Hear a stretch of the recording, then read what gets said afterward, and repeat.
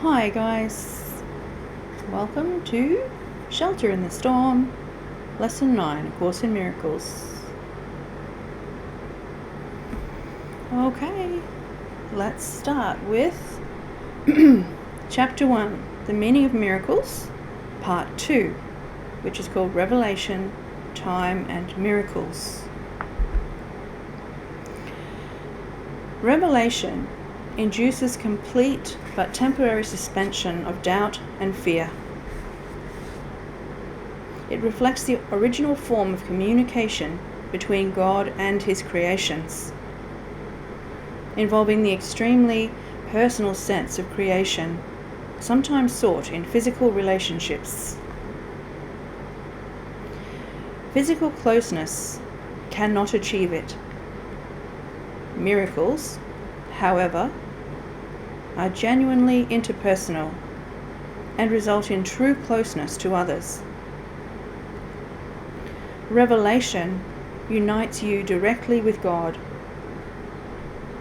Miracles unite you directly with your brother. Neither emanates from consciousness, but both are experienced there. Consciousness is the state that induces action, though it does not inspire it. You are free to believe what you choose, and what you do attests to what you believe.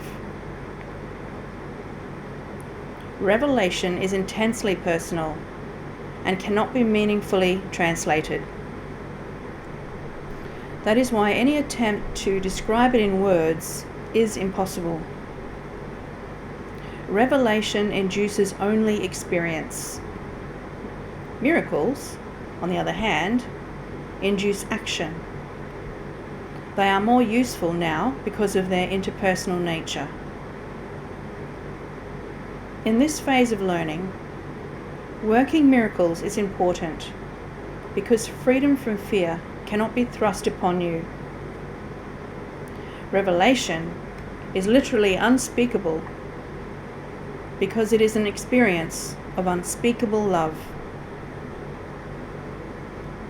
Or, AWE, should be reserved for revelation, to which it is perfectly and correctly applicable. It is not appropriate for miracles, because a state of awe is worshipful, implying that one of a lesser order stands before his Creator.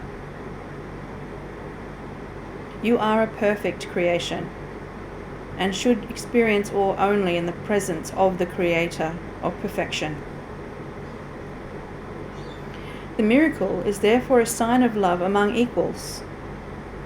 Equals should not be in awe of one another, because awe implies inequality.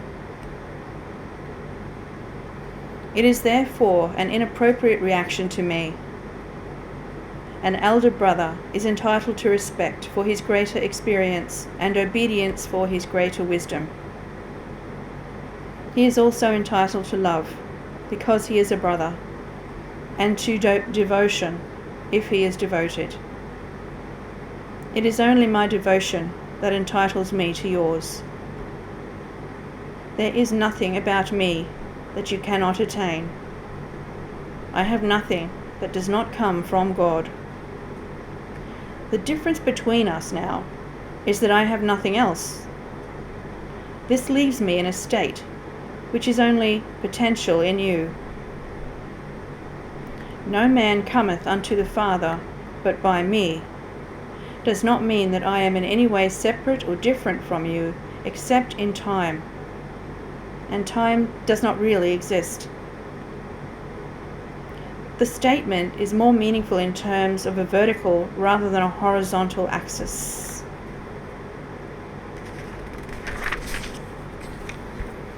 You stand below me, and I stand below God. In the process of rising up, I am higher because without me, the distance between God and man would be too great for you to encompass. I bridge the distance as an elder brother to you, on the one hand, and as a son of God on the other. my devotion to my brothers has placed me in charge of the sonship, which I render complete because I share it. This may appear to contradict the statement, I and my Father are one. But there are two parts to the Revelations in recognition that the Father is greater. Revelations are indirectly inspired by me, because I am close to the Holy Spirit, and alert to the revelation readiness of my brothers. I can thus bring down to them more than they can draw down to themselves. The Holy Spirit mediates higher to lower communication, keeping the direct channel from God to you open for revelation. Revelation is not reciprocal. It proceeds from God to you, but not from you to God. The miracle minimizes the need for time. In the longitudinal or horizontal plane, the recognition of the equality of the members of the sonship appears to involve almost endless time. However, the miracle entails a sudden shift from horizontal to vertical perception. This introduces an interval from which the giver and the receiver both emerge farther along in time than they would otherwise have been. The miracle thus has the unique property of abolishing time to the extent that it renders the interval of time it spans unnecessary. There is no relationship between the time a miracle takes and the time it covers.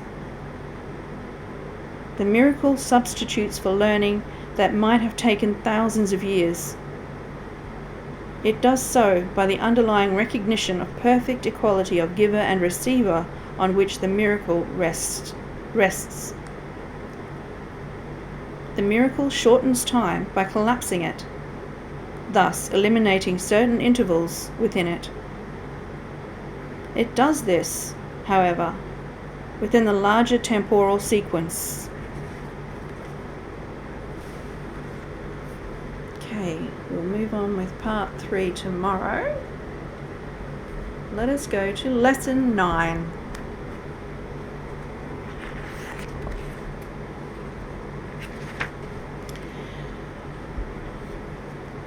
I see nothing as it is now. This idea obviously follows from the two preceding ones. But while you may be able to accept it intellectually, it is unlikely that it will mean anything to you as yet. However, understanding is not necessary at this point. In fact, the recognition that you do not understand is a prerequisite for undoing your false ideas. These exercises are concerned with practice, not with understanding. You do not need to practice what you already understand. Very true. It would indeed be circular to aim at understanding and assume that you have it already.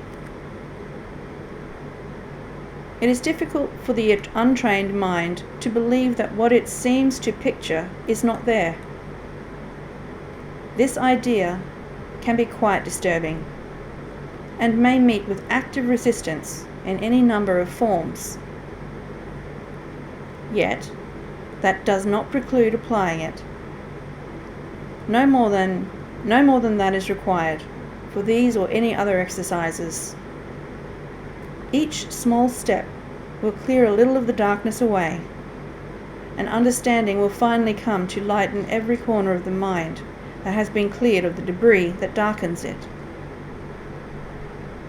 These exercises, for which 3 or 4 practice periods are sufficient, involve looking about you and applying the idea for the day to whatever you see, remembering the need for its indiscriminate application and the essential rule of excluding nothing. For example, I do not see this typewriter as it is now. I do not see this telephone as it is now. I do not see this arm as it is now. Begin with things that are nearest you, and then extend the range outward. I do not see that coat rack as it is now. I do not see that door as it is now. I do not see that face as it is now.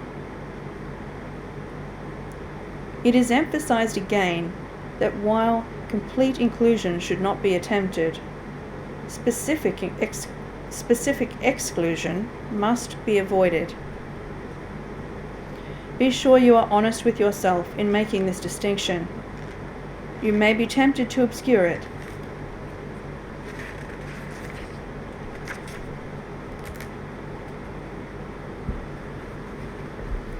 Okay, dear one, so after you've practiced your lesson, come back to the video and finish off with a year of forgiveness for lesson 9. Lesson 9. I see nothing as it is now.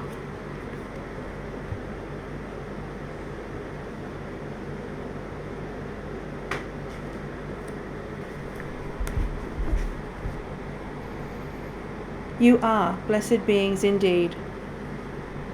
I am that one you know as Jesus. And once again, we congratulate you for making it to the next lesson. Lesson 9 states, you do not see anything as it is now. And this is true enough. You are deeply contaminated by ideas, thoughts, recollections, and projections in your mind that interfere with your ability to see clearly. This is something you must, at this stage, take on faith. In your normal state of consciousness, as you exist now, you look at something and say, well, of course I see this as it is now. It's a cup. It's a cup now, it was a cup yesterday, and it will be a cup tomorrow. That is the logical, linear thinking mind, arguing with the practice periods designed to shift and change the deepest parts of your consciousness, not the superficial layers. You function in a superficial way. You base your words, reactions, and opinions on stories and lessons from other beings. Then, you were punished if you did not agree with them. Sometimes you revisit your school system. We remind you how indoctrinating that felt when, as a small child, you sat in a desk where you were tired or would have preferred to play. These are traumatic indoctrination techniques given under threat of punishment.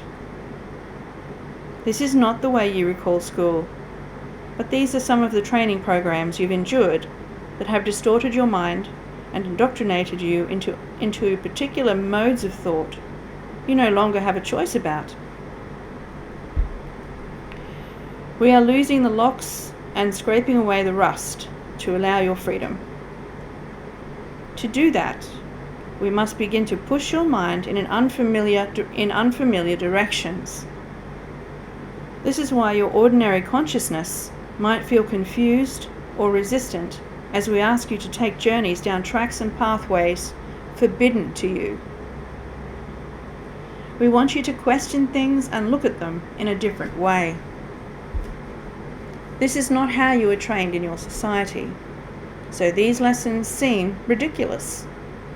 Your training programs of linearity and time-based, focused thinking and materialism all have been ingrained into you for a particular reason, to keep you out of your miracle-mindedness. That is where we are leading you. So listen to that voice. Just be aware of it and say, oh, there's the trained mind arguing with this lesson. I don't have to understand the lesson. I don't have to agree with it. I just have to practice it. I am curious enough about the inner workings of my consciousness that I'm willing to keep practicing these lessons with Jesus. I am that one you know as Jesus, and my work has never changed over all these eons. It is about relieving suffering.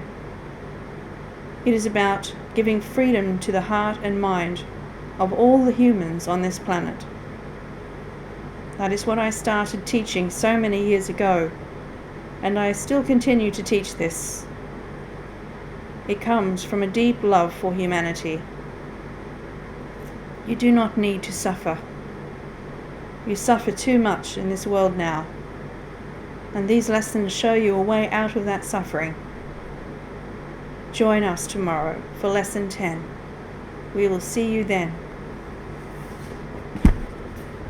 Yes, please. Namaste, loves.